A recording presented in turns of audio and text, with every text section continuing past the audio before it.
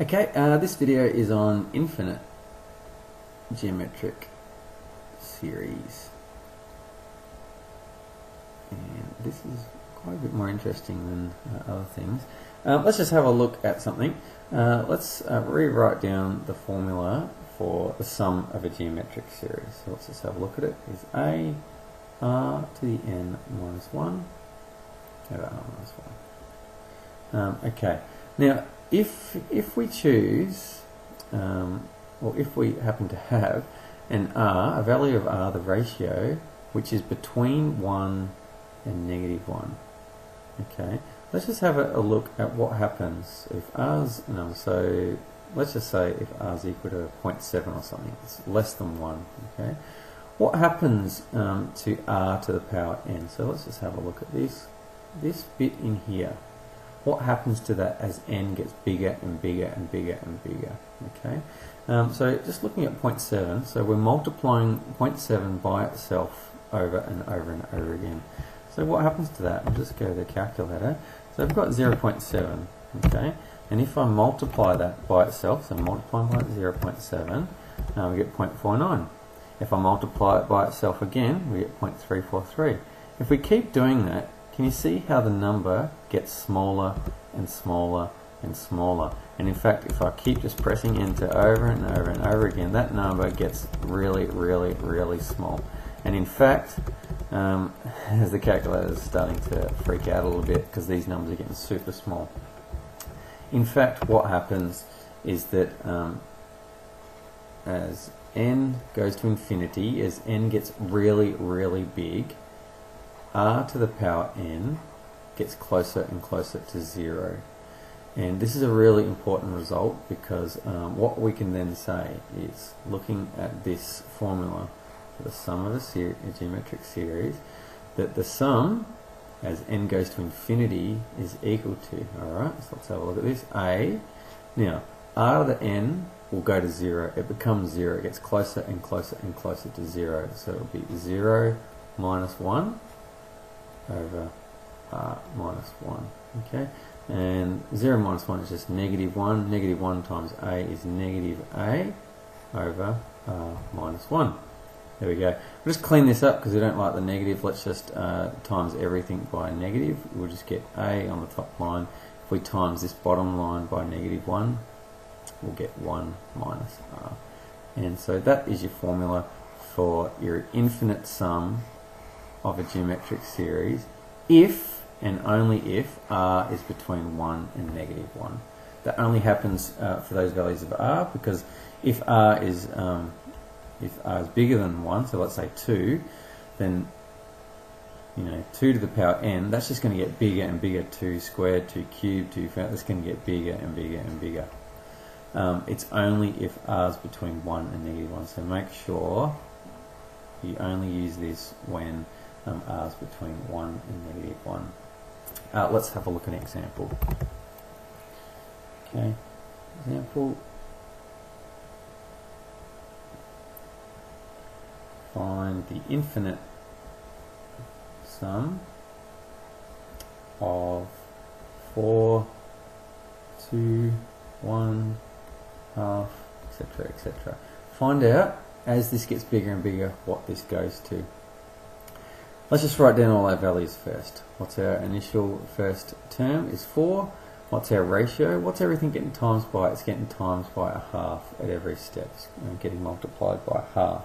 Okay, and we'll just leave it there for a second. What I'll do first is I'm just going to use our old formula.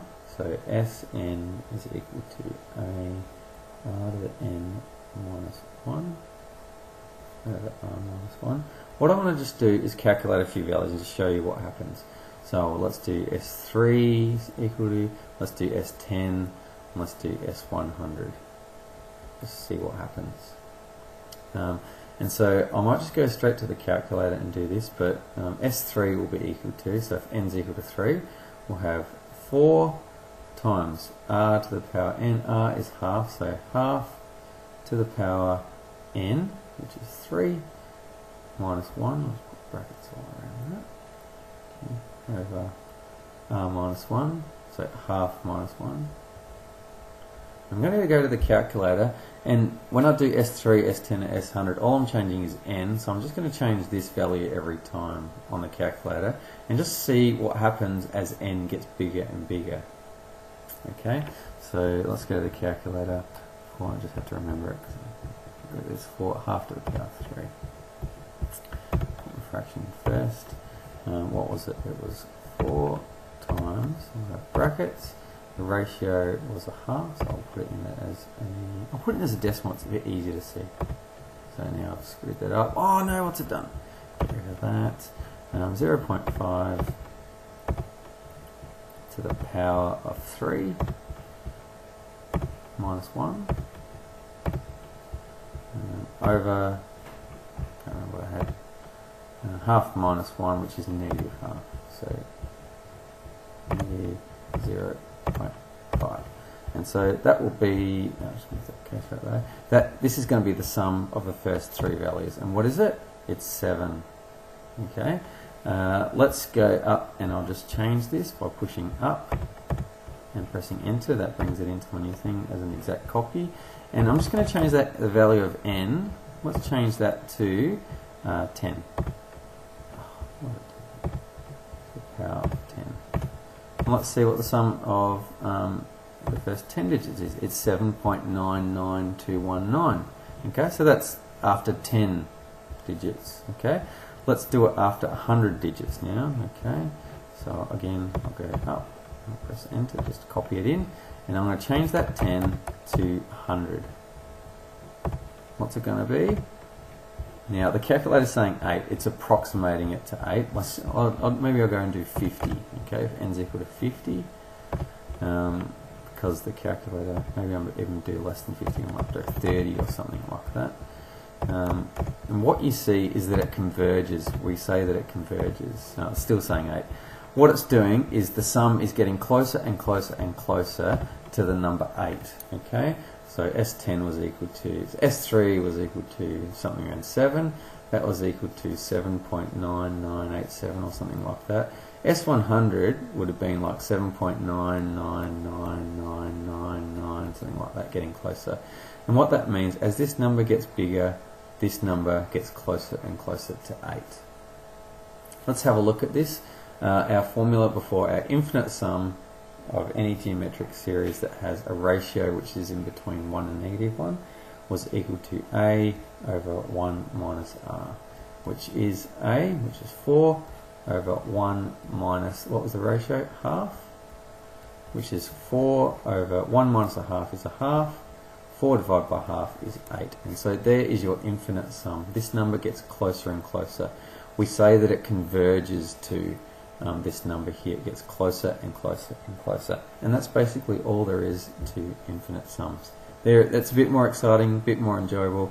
And you'll see why, is that if you think about this, 4 plus 2 is 6, 6 plus 1 is 7, half, 7 and a half, these numbers get smaller and smaller and smaller here. So they don't make very much difference. As you get to the big numbers of values of n, these numbers just become so small they're insignificant, and it never ever gets to 8. But if you go right up to infinity, it just gets to 8.